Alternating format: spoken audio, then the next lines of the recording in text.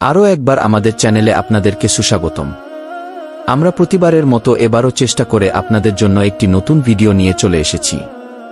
ভিডিওটি মনোযোগ সহকারে দেখবেন যাতে ঘটনাটির মাধ্যমে আপনারা সম্পূর্ণ জ্ঞান অর্জন করতে পারেন। আজকের ভিডিওতে যেই ঘটনাটি নিয়ে আলোচনা করতে চলেছি সেটি হলো, এক রাস্তায় একটি মহিলা নামাজ পড়ছিল, তখন একটি সাপ এসে তাকে আক্রমণ করল। তখন কি হলো সেটাই আজকে এই ভিডিওতে সম্পূর্ণ আলোচনা করব এবং তার সঙ্গে সব সাপ সম্পর্কে হযরত মুহাম্মদ সাল্লাল্লাহু আলাইহি ওয়াসাল্লাম কি বলেছেন।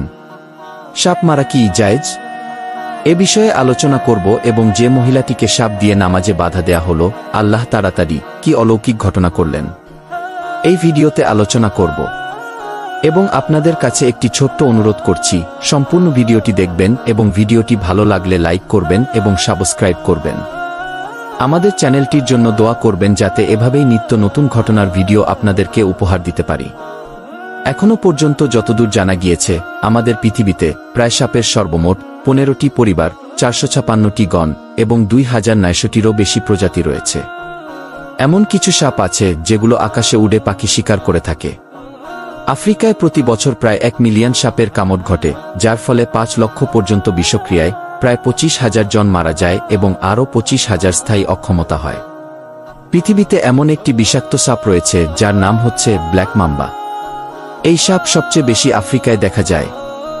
এটি একটি সামনের ফেনাযুক্ত সাপ যার দৈর্ঘ্য 6.5 মিমি পর্যন্ত উপরের চোয়ালের সামনে অবস্থিত। প্রজাতির একজন প্রাপ্তবয়স্কের প্রতি ফ্যাং 12 থেকে 20 ফোঁটা থাকে। একজন প্রাপ্তবয়স্ক মানুষকে হত্যা করতে মাত্র 2 ফোঁটা বিষ লাগে। এর মানে হলো যে এমনকি তরুণ কালো মাম্বা অত্যন্ত বিপজ্জনক। এই ভিডিওতে এই সাপটি যেটা করার চেষ্টা করল সেটা সত্যি অবাক করা বিষয়। সম্পূর্ণ ভিডিওটি দেখলে আপনার চোখ কপালে উঠে যাবে।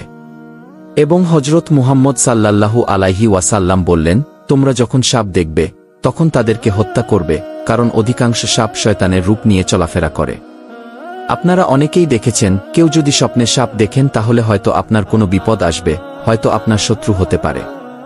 সেই সাথে চিহ্ন আদিম যুগ থেকে চলে এসেছে। আপনারা কেউ যদি সাপ দেখে থাকেন যে কোনো অবস্থায়, তাহলে কি তাকে হত্যা করা ঠিক হবে?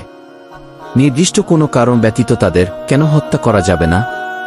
হাদিসের মধ্যে এসেছে, যদি সাপটি আপনাকে দেখে তেড়ে আসে তাহলে আপনি তখন সেই সাপটাকে হত্যা করতে পারেন।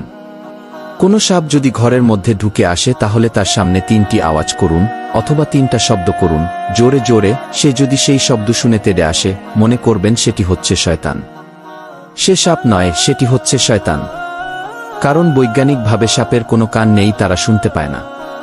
তাকে সেই মুহূর্তে হত্যা করে ফেলুন। সে পৃথিবীতে মানব জীবনের ক্ষতির উদ্দেশ্যতেই আছে। সে মানুষের অনেক ক্ষতি করে। এবং কোনো সাপ যদি আপনার আওয়াজ শুনে আপনার দিকে তেড়ে না আসে বা কোনোরকম সাড়া না দেয় বা ঘর থেকে না বেরিয়ে আসে, তাহলে মনে করবেন সেটি একটি সত্যিকারের সাপ। তাকে হত্যা করা যাবে না। হাদিসের মধ্যে এসেছে, হযরত মুহাম্মদ সাল্লাল্লাহু আলাইহি ওয়াসাল্লাম বলেছেন, যদি কোনো সাপ দেখো তাহলে তাদেরকে তোমরা হত্যা করবে, কিন্তু নির্দিষ্ট 3টি কারণ থাকতে হবে। ওই কারণগুলির প্রথমটি হচ্ছে, তাকে অবশ্যই 3 বার সাবধান করতে হবে। যদি সাবধান করার পরেও তোমার দিকে তেড়ে আসে তাহলে তাকে হত্যা করবে। আবার অনেক ঘটনা এমনও দেখা গেছে যে কোনো ব্যক্তি রাতে সাপ হত্যা করে ফেলেন। সেটি ঠিক নয়। তার কারণ হলো, অনেক সময় দেখা গেছে জিনেরা সাপ অথবা বিড়ালের আকৃতি ধারণ করে রাতের বেলা ঘোরাফেরা করে। ওই সময় যদি জিনেরা সাপের আকৃতি ধারণ করে ঘোরাফেরা করে আর আপনি যদি সেই সাপকে হত্যা করেন, তবে হয়তোবা এটি আপনাকে ক্ষতি করতে পারে অথবা আপনার প্রিয়জনের কোনো ক্ষতি করতে পারে। এগুলো হাদিসের মধ্যে এসেছে। বন্ধুরা, এগুলো কোনো কল্পনা নয়। এবারে আমরা যাচ্ছি মূল ঘটনায়। একজন মহিলা একদিন একটি ফুলের বাগানের পাশ দিয়ে যাচ্ছিলেন। এমন সময় আজান দিল। সেই মহিলাটি ছিলেন আল্লাহভীরু। সেই মহিলাটি নামাজকে ভালোবাসতেন। তিনি আল্লাহকে ভালোবাসতেন। আল্লাহ এর ডাক বা আজান শুনে তিনি আজানের উত্তর দিতে লাগলেন এবং আজান শুনে তিনি থাকতে না পেরে নামাজের জন্য প্রস্তুতি নিতে লাগলেন। পাশের একটি ক্ষেতের জলের নালার থেকে জল সংগ্রহ করে মহিলাটি বিসমিল্লাহ বলে ওযু করে ফেলেন। ওযু করার পরে যথাযথ সেখানে নামাজের জন্য দাঁড়িয়ে গেলেন এবং তিনি নামাজ শুরু করে দিলেন। 1 রাকাত নামাজ পড়ার পর দ্বিতীয় রাকাতের সিজদায় যাওয়ার সময় ঠিক তখন একটি সাপের হাজিরা হল। সাপটি তাকে নামাজ থেকে দূরে সরানোর চেষ্টা করছিল যেন তিনি আল্লাহের নিকট খারাপ হন, তিনি যাতে নামাজ থেকে বিরত থাকেন, আল্লাহকে ভয় না করেন। সাপটি তখন মহিলাটিকে আক্রমণ করল। মহিলাটি সিজদায় যাওয়ার আগের মুহূর্তে সাপটিকে দেখে আল্লাহ এর কাছে দোয়া করলেন, হে আল্লাহ, আপনি আমাকে সৃষ্টি করেছেন, হে আল্লাহ, আপনি সবকিছু সৃষ্টি করেছেন, এখন আপনার উপস্থাপনায় নির্ভরশীল আমি আপনার ইবাদত করছি, এমন সময় আমাকে বিরক্ত করছে। আপনি দেখুন আল্লাহ, আপনি তো সর্বশক্তিমান, আপনার তো সবকিছুই জানা, আপনি অলৌকিক ক্ষমতা দেখাতে পারেন।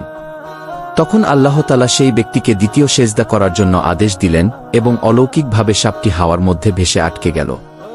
তখন মহিলাটি কোনো ভয় না পেয়ে আল্লাহ এর নাম করে নামাজ শেষ করে ফেলেন এবং তারপরে পাশে পড়ে থাকা আমড়া গাছের ডাল দিয়ে সাপটিকে হত্যা করে দিলেন এবং তারপরে বাকি নামাজটি আদায় করেন।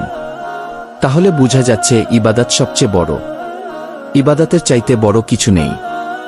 এজন্যই তো আল্লাহ নামাজকে জান্নাতের চাবি বলে ঘোষণা করেছেন। বন্ধুরা, আপনারা যারা 5 ওয়াক্ত নামাজ পড়তে ভালোবাসেন, আপনাদের অবশ্যই 5 ওয়াক্ত নামাজ পড়তে হবে। যদি আপনাদের বিপদ আসে, যতই খারাপ সময় আসুক না কেন, আপনাদের 5 ওয়াক্ত নামাজের সাথে লিপ্ত থাকা উচিত। এই ঘটনাটি থেকে অনেক কিছু শেখা যায়। মহিলাটি ওই কঠিন পরিস্থিতিতেও সেখানে নামাজ পড়ছিলেন। আমরা যদি সেখানে থাকতাম, আমরা হয়তো দৌড়ে পালাতাম।